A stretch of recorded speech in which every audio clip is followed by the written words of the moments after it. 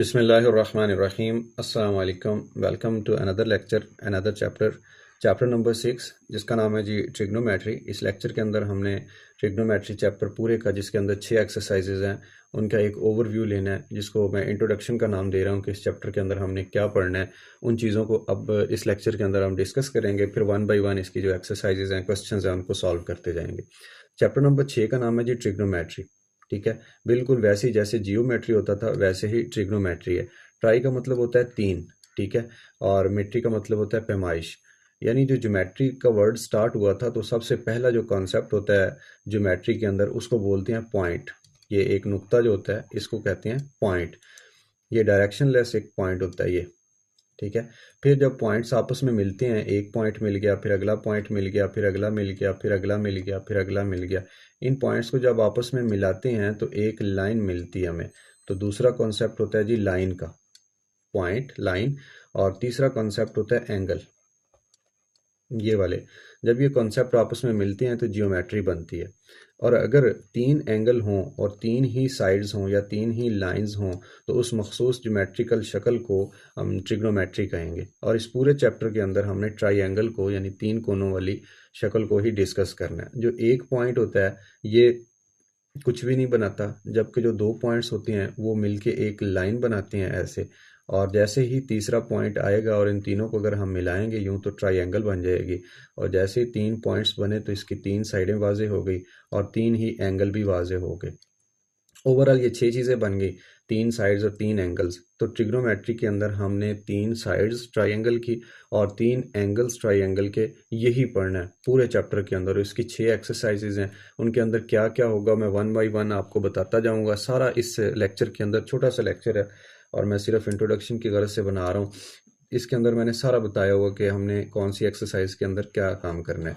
तो पहले आपकी बुक के अंदर डेफिनेशन लिखी हुई है ट्रिग्नोमेट्री की, और साथ में इसकी एप्लीकेशन बताया हुआ है कि ट्रिग्नोमेट्री कहाँ पे इस्तेमाल होती है डेली लाइफ में और हम क्यों इस चीज़ को पढ़ते हैं। Trigonometry is a branch of mathematics. रियाजी की एक ऐसी शाख है that deal with the relationships between the angles and sides. ये जो जाविये होते हैं और जो साइडें होती हैं, किसकी? ट्राइंगल की। जैसे मैंने अभी आपको बताया कि 3 पॉइंट्स मिलेंगे तो वो एक ट्राइंगल बनाएंगे, उसकी एंगल्स और साइड्स की स्टडी को हम कहते हैं, स्पेशली राइट एंगल ट्राइंगल। अब राइट एंगल ट्राइंगल को उर्दू में कहते हैं कायमतुज़ ज़ाविया मुसल्लस, और ये ऐसी ट्राइंगल होती है जिसमें एक ज़ाविया 90 डिग्री का होता है। ठीक है, एक ज़ाविया 90 डिग्री का होगा तो राइट एंगल ट्राइंगल होगी। तो हमने इस चैप्टर के अंदर या इस ब्रांच के अंदर ये चीज़ें पढ़नी है। फिर उसके बाद लिखा हुआ है कि ये कहाँ पे इस्तेमाल होती है। It plays a vital role in various fields such as physics. Physics के अंदर ये इस्तेमाल होती है, इंजीनियरिंग, सिविल इंजीनियरिंग ख़ास तौर पे, जिसके अंदर बिल्डिंग्स और इंफ्रास्ट्रक्चर का काम होता है, उसके नक्शे वगैरह के अंदर ये इस्तेमाल होती है। फिर उसके बाद है आर्किटेक्चर एंड एस्ट्रोनॉमी। आर्किटेक्चर वही सिविल इंजीनियरिंग और ये नक्शे वगैरह बनाना। फिर है जी एस्ट्रोनॉमी, जो फल्कियात का इल्म है, आसमान का इल्म है। अब कोई भी तारे, आप 3 तारे आसमान की तरफ देखें और कोई भी 3 तारों को आपस में मिलाएंगे आप, तो वो ट्रायंगल बनेंगी। और फिर तारों की मूवमेंट है, फिर वो कैसे मूव करते हैं, उनके दरमियान एंगल्स क्या बनते हैं, तो ये एस्ट्रोनॉमी के अंदर भी इस्तेमाल होती है। The trigonometric concepts can solve problems involving angles and distances that appear in real life situations, such as calculating the height of building. कोई बड़ी बिल्डिंग है, आपसे दूर है, आप उसको स्केल के साथ या फुटे के साथ नहीं नाप सकते। फॉर एग्जांपल बुर्ज खलीफा है दुबई के अंदर, या इस तरह की बड़ी बड़ी बिल्डिंग्स हैं जिसके अंदर 100 से ज़्यादा होती हैं, स्टोरीज होती हैं। आप उनकी हाइट वैसे तो नहीं मालूम कर सकते, लेकिन आप उसको एक ट्रायंगल से कंपेयर करके उनकी हाइट वगैरह फाइंड कर सकते हैं। फिर उसके बाद है डिस्टेंस बिटवीन ऑब्जेक्ट्स, यानी 2 दूर दराज चीज़ें हों, उनके दरमियान फासला मालूम करना। इसकी मिसाल मैं आपको देता हूँ कि कोई बड़ा सारा दरिया है और दरिया के 2 किनारों के दरमियान आपने लेंथ मालूम करनी है, आपको पुल बनाना है और आपको पता नहीं है कि उनका फासला कितना है एग्जैक्ट, और वहाँ पे आप पैमाइश वैसे कर नहीं सकते किसी भी उसकी मदद से, जो फीता होता है उसकी मदद से। फिर आप क्या करते हो, आप उसके लिए एक ट्रायंगल कंसीडर करते हो, कुछ निशानियां लगाते हो, फिर उनकी पैमाइश करके तो आपको अंदाज़ा हो जाता है कि भाई इसकी ये जो पुल है, जो नहर है, उसकी चौड़ाई कितनी है, पुल हमें कितना लंबा दरकार है, वगैरह वगैरह। And angle measurements in navigation. अब नेविगेशन क्या होता है, आपके मोबाइल फ़ोन के अंदर एक ऐप होती है गूगल मैप्स, वो क्या करती है, आपको नेविगेट करती है, रास्ता दिखाती है।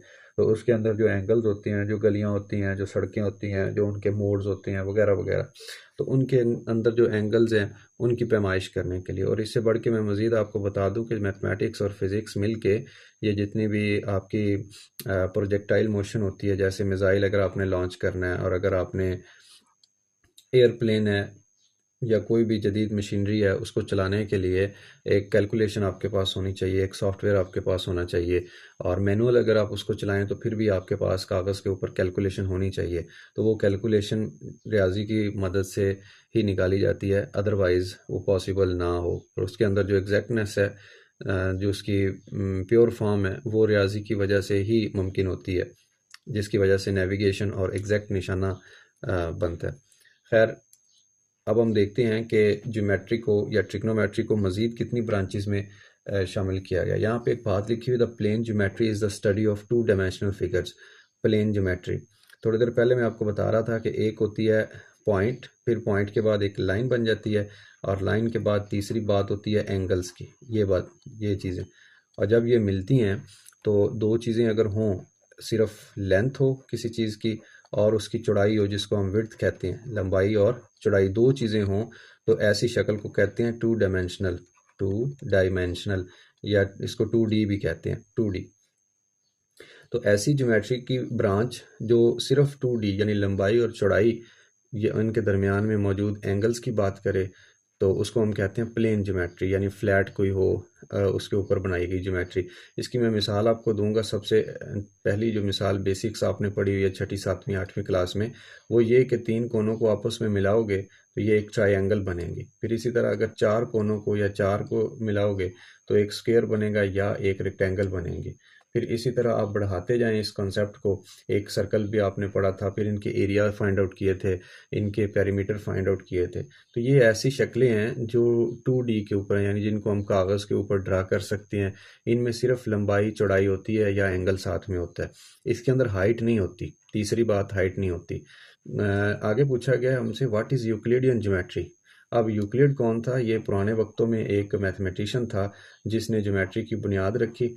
उसका नाम था यूक्लिड था। उसने जितना भी काम किया उसके साथ EN लगा दिया जाता है और कहा जाता है यूक्लिडियन ज्योमेट्री।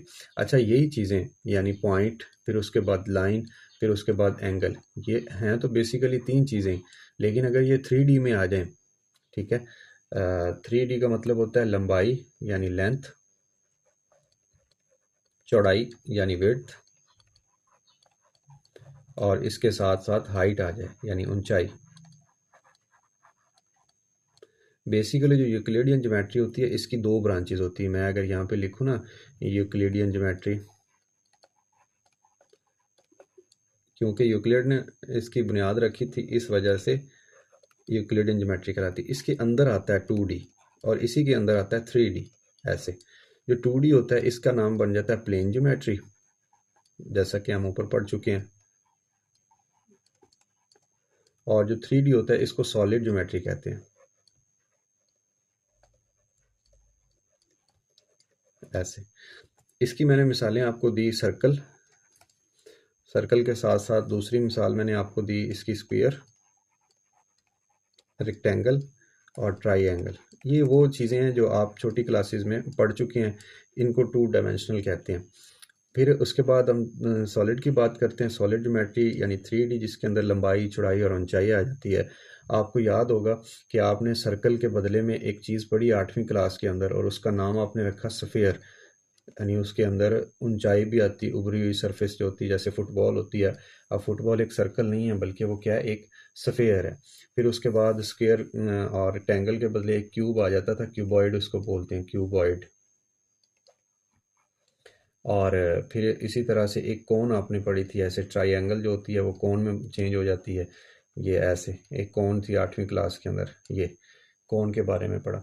इस तरह की जो उभरी हुई सर्फेसिस होती हैं, इसी तरह आपने पिरामिड के बारे में भी पढ़ा था, तो वो 3D शेप्स होती हैं, उनको कहते हैं यूक्लिडियन ज्योमेट्री की दूसरी शाख 3D या सॉलिड ज्योमेट्री, और पहली शाख 2D या प्लेन ज्योमेट्री। ये सारी डिटेल आ गई यूक्लिडियन ज्योमेट्री की। ठीक हो गया। अब इसके बाद हम नेक्स्ट चलते हैं। हमारा एक कॉन्सेप्ट यहाँ पे है एंगल के बारे में। ये जो एंगल होता है ये कैसे बनता है और किसको कहते हैं एंगल। आपको पता है कि जब आप दो लाइनें लेते हैं, या सॉरी लाइन तो नहीं कह सकते आप इसको, दो रेज लेते हैं, ये रेज हैं, यानी एक रेज ये जा रही है और एक रे ऊपर की तरफ ऐसे जा रही है। ऐसी दो रेज जिनका कॉमन पॉइंट एक ही हो, जहाँ से निकल रही हो, ये वाला इनका कॉमन पॉइंट हो, इसको वर्टेक्स कहते हैं। ठीक है। और इस रे को आपने नाम दे दिया ओ बी का, दूसरी रे को आपने नाम दे दिया ओ ए का। जैसे ये रे जो है इसका नाम इनिशियल आर्म है, जैसे बाजू होते हैं ना आपके, जैसे ये शुरू करने वाला बाजू है, और ये जो दूसरी रे है इसका नाम आपने रखा है जी टर्मिनल आर्म। आपने क्या किया, यहाँ से इसको ऐसे खोलना शुरू कर दिया, ऐसे यहाँ तक ले आए। ये तकरीबन अगर आप प्रोट्रैक्टर की मदद से नापें तो आपने 45 डिग्री या 50 डिग्री या 60 डिग्री तक आपने ये खोल लिया ऐसे। तो इनके दरमियान में ये जो जगह होती है इसको आप कहते हैं ये एंगल है। और ये कैसे पता चलता है, एंगल कैसे नापा जाता है, ये एक दायरा जो होता है ना, ये दायरा, इस दायरे का एक कॉमन पॉइंट होता है ये वाला। इस कॉमन पॉइंट से हम क्या करते हैं, भाई क्या हो गया तुझे,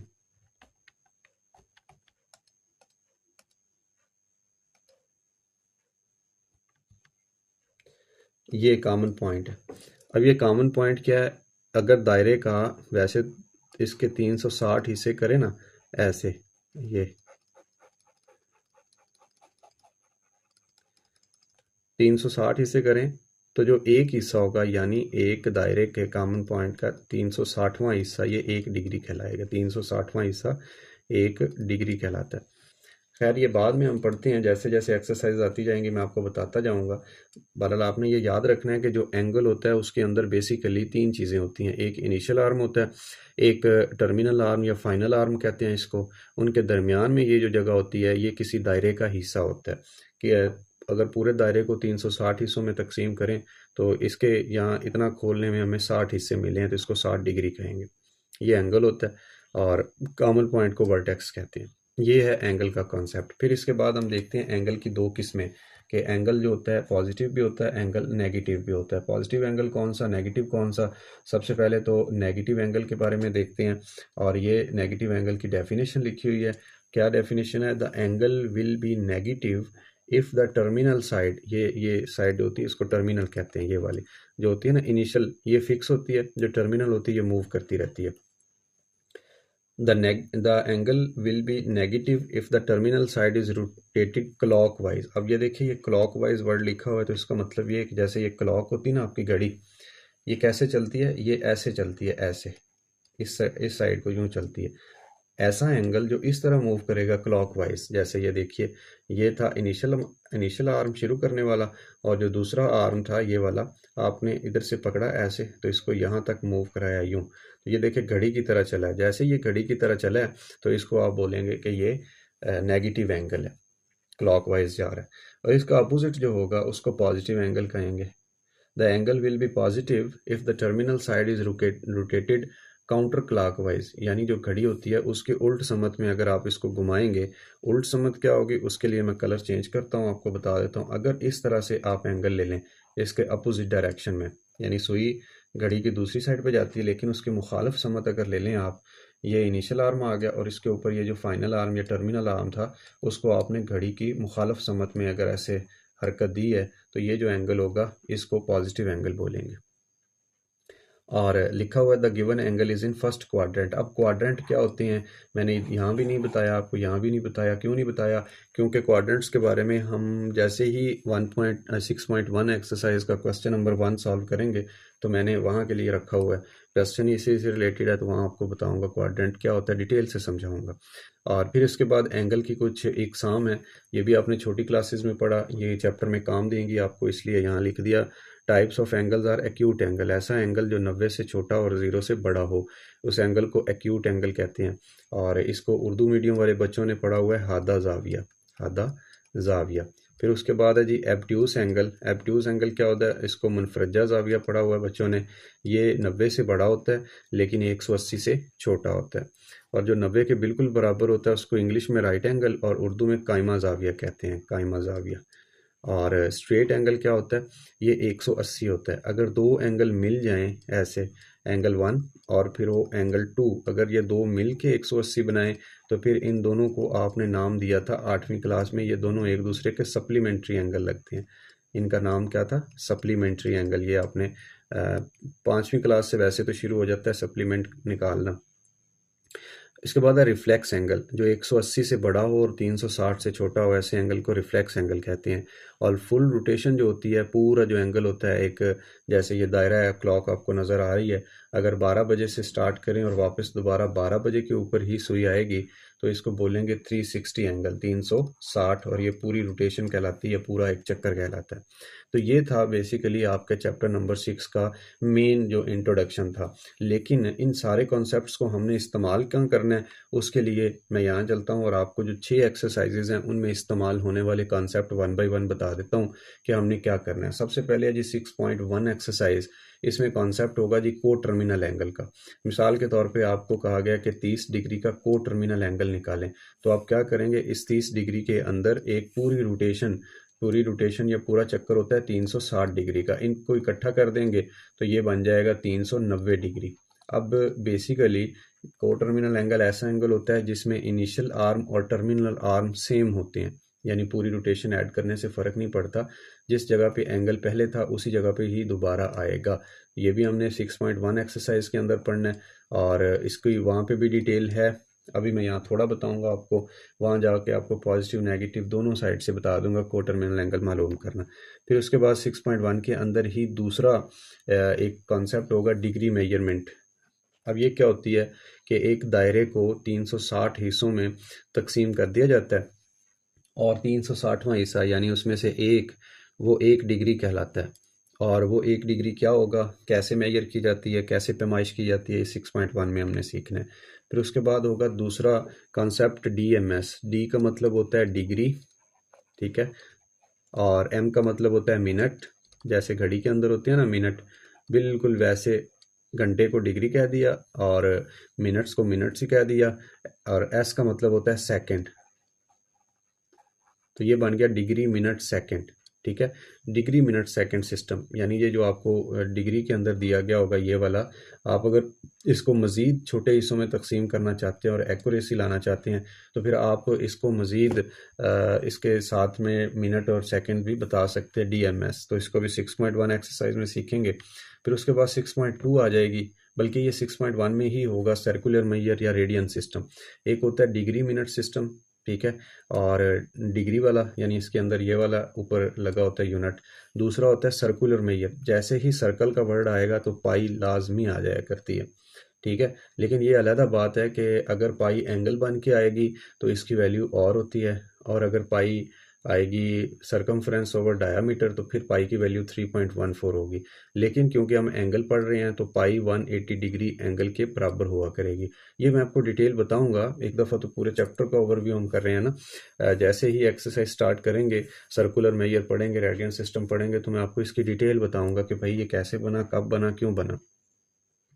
फिर उसके बाद चलते हैं जी, नेक्स्ट होगा conversion between degrees and radian system, यानी DMS सिस्टम होगा, उसको हम रेडियन में बदलेंगे और रेडियन को वापस इसमें बदल देंगे। एक मेन बात बता देता हूँ, जो सर्कुलर सिस्टम होता है ना, ये एक दायरा है, मिसाल के तौर पे ओवल शेप बन गई है, ये एक दायरा है। दायरे का कुछ हिस्सा, यानी ये जो जिसको आर्क कहते हैं या कॉस कहते हैं, इसको लेंथ कह दिया करेंगे, ये रेडियस है, दूसरा ये रेडियस है। दो रेडियस के दरमियान में जो दायरे का हिस्सा होता है उसको सेक्टर कहते हैं। क्या कहते हैं, सेक्टर। ऐसे ये सेक्टर है। इस सेक्टर के हिसाब से ये जो दरमियान में इतना एरिया खुला है इसको एंगल कहते हैं। इस सेक्टर के हिसाब से अब एक फार्मूला है जो सर्कुलर सिस्टम की वजह से ही बनता है, रेडियन सिस्टम से, उसको कहते हैं L=R थीटा। यानी इस सर्कुलर सिस्टम के तहत अगर आपके पास आर्क लेंथ मौजूद है तो आप ये रेडियस मालूम कर सकते हैं। और अगर ये दो चीज़ें हों तो आप आर्क लेंथ मालूम कर सकते हैं, यानी तीनों में से कोई सी दो मालूम हो तो आप तीसरी नामालूम को मालूम कर लेंगे और इसी से रिलेटेड क्वेश्चंस भी होंगे एक्सरसाइज के अंदर, ठीक है। और उसको हम कहेंगे arc length and area of sector statement वाले क्वेश्चंस होंगे, इनको सॉल्व करेंगे। फिर उसके बाद अगली एक्सरसाइज होगी, उसके अंदर आ जाएंगी ट्रिग्नोमेट्रिक रेशियोज। अब रेशियोज क्या होती हैं कि आपके पास ये एक ट्राइंगल है, ख़ास तौर पर राइट ट्राइंगल के बारे में पढ़ेंगे, ये वाली। अब इसमें जो 90 का एंगल होता है उसके बिल्कुल सामने ये जो साइड होती है तिरछी, इसको कहते हैं हाइपोटीनियस इंग्लिश में, और उर्दू वाले बच्चे इसको वतर कहते हैं ऐसे। और ये जो एल्टीट्यूड होता है इसको उर्दू वाले बच्चे अमूद कहते हैं और इंग्लिश मीडियम वाले बच्चे इसको एल्टीट्यूड या एक और नाम भी इसका है, अमूद के नाम से जानते हैं। इसी तरह ये जो नीचे है, उर्दू मीडियम वाले बच्चे इसको कहेंगे कि ये क्या होती है, कायदा, कायदा होती है, और इंग्लिश में इसको बेस कहेंगे, ये वाले, ठीक है। तो इनके मदद से ट्रिग्नोमेट्रिक रेशियोज बनती हैं। रेशियोज मतलब दो साइड्स और उनके दरमियान बनने वाला एंगल। अगर हम साइन की बात करें, यहाँ पे साइन थीटा बनेगा, फिर कॉस थीटा बनेगा, फिर साइन कॉस, और उसके बाद टेंजेंट बनेगा, फिर इनके रेसिप्रोकल्स होंगे, साइन का कॉस सीकेंट आ जाएगा, ठीक है, और कॉस का अकेला सीकेंट थीटा आ जाएगा, टेन का को टेंजेंट थीटा आ जाएगा। तो ये ट्रिग्नोमेट्रिक रेशियोज होंगी। जैसे ही हम इस एक्सरसाइज पे आएंगे तो डिटेल के साथ आपको मैं वहाँ पे बता दूंगा। फिर इन्हीं चीज़ों को इस्तेमाल करते हुए हम देखेंगे एप्लीकेशंस ऑफ ट्रिग्नोमेट्रिक रेशियोज, कि इनकी मदद से हम कुछ आइडेंटिटीज़ को प्रूव करेंगे और कुछ क्वेश्चंस होंगे प्रैक्टिकली, यानी ट्रायंगल को सॉल्व करने वाले, उसके अंदर से ये चीज़ें निकालने वाले, एंगल निकालने वाले, ट्रायंगल की साइड्स निकालने वाले, तो वो हम निकाला करेंगे। उसके बाद है जी ट्रिग्नोमेट्रिक आइडेंटिटीज़। आपने कुछ चीज़ें पढ़ी थी छोटी क्लासेस के अंदर, मैं रिवाइज कर देता हूँ। वहाँ पे आपने एक फार्मूला पढ़ा, a + b होल स्क्वायर, ये बड़ा मशहूर फार्मूला है।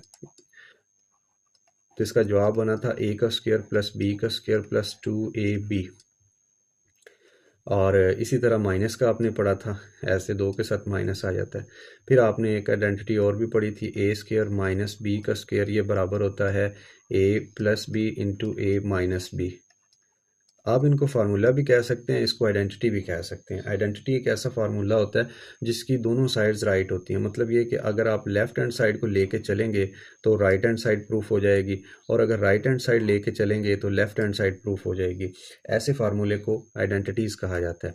खैर, तो अब ये तो था अलजबरा की आइडेंटिटीज़। अब हम पढ़ेंगे ट्रिग्नोमेट्रिक आइडेंटिटीज़। ट्रिग्नोमेट्रिक आइडेंटिटीज़ क्या होती हैं? इसके अंदर साइन आ जाएगा, कॉस आ जाएगा, यानी कि ये बन जाएगा sine square theta plus cos square theta, और ये इक्वल हुआ करेगा 1 के। इस तरह की आइडेंटिटीज़ होंगी, कुछ हम याद करेंगे, फिर उनको बार बार जब हम अप्लाई करेंगे तो ये आपको याद हो जाएंगे। ये चंद एक ही हैं, ज़्यादा नहीं है। फिर उसके बाद है values of some trigonometric ratios. अब जो trigonometric ratios sine cos theta आपने पढ़ा होगा, ये मुख्तलिफ एंगल्स के लिए, यानी साइन 30 डिग्री की वैल्यू क्या होगी, साइन 0 डिग्री की वैल्यू क्या होगी। फिर उसके बाद हम पढ़ेंगे जनाब साइन 45 की क्या होगी, साइन 90 की क्या होगी। तो ये चंद मखसूस एंगल्स हुआ करेंगे जिनकी वैल्यूज़ आपको याद करनी है। फिर वही वैल्यूज़ आप टेबल के अंदर भी होंगी, और वही वैल्यूज़ प्रैक्टिकली जब आप ट्रायंगल को सॉल्व कर रहे होंगे डिफरेंट साइड्स को, तो वहाँ पे ये ज़ुबानी आपको पुट करनी पड़ेंगी। सोल्यूशन ऑफ ट्रायंगल है आखिरी एक्सरसाइज के अंदर, यानी ट्रायंगल की साइड्स हैं, कुछ दी गई होंगी, कुछ एंगल दिए गए होंगे, बाकी आपको मालूम करनी। जैसे यहाँ पे आपको नज़र आ रहा है 1 2 3 4 5 और 6 रेशियोज होती हैं ट्रिग्नोमेट्रिक। इनमें से कोई आपको दे दी गई होंगी एक आध, बाकी आपने 5 मालूम करनी होंगी। इसी तरह जो ट्रायंगल की साइड्स हैं, कुछ दी होंगी, कुछ आपने खुद से मालूम करनी होंगी, तो उसको कहते हैं सोल्यूशन ऑफ ट्रायंगल। और फिर सबसे आखिर में आ जाएगा, ये सारे पूरे चैप्टर का निचोड़ है, जितना भी आपने पढ़ा होगा ट्रिग्नोमेट्री और एंगल से रिलेटेड, उसको प्रैक्टिकली आपने स्टेटमेंट वाले क्वेश्चंस को, जैसे शुरू में मैं बता रहा था कि बिल्डिंग्स की हाइट मालूम करने के लिए और खंबे की पैमाइश करने के लिए, इसी तरह जो पुल है उसकी पैमाइश करने के लिए, या कोई भी ऐसी शक्ल जो आपकी पहुंच से बाहर हो, उसको आप ट्रिग्नोमेट्री के ज़रिए कंपेयर करके बड़ी आसानी के साथ उसकी हाइट, उसकी लेंथ, उसके एंगल्स मालूम कर सकते हैं। तो वो कहाँ पे होगा? वो होगा angle of elevation and angle of depression. ये जो आपकी आंख होती है ना, जिस आंख से आप देख रहे होते हैं किसी चीज़ को, ठीक है, तो ये उसके हिसाब से एंगल बनेगा। एलिवेशन क्या होता है, एंगल ऑफ डिप्रेशन क्या होता है, ये मैं आपको वहाँ पे बता दूंगा जैसे ही हम एक्सरसाइज 6.6 स्टार्ट करेंगे। पहले मैं तरीकाकार ये अपनाऊंगा कि आपको पहले टॉपिक समझाऊं कि क्या है, फिर उससे रिलेटेड जो प्रैक्टिस एक्सरसाइज है वो हम सॉल्व किया करेंगे। मुझे उम्मीद है कि आपको चैप्टर 6 का जो इंट्रोडक्शन था वो मिल चुका है, आपको आसानी होगी अब चैप्टर नंबर 6 पढ़ने में। इसका कुछ हिस्सा 8th क्लास के नए सिलेबस के अंदर भी है, लेकिन थॉरोली और अच्छे तरीके से हमने इसको 9th क्लास में ही बहरहाल पढ़ना है। अपना बहुत सारा ख्याल रखिए। अल्लाह हाफिज़।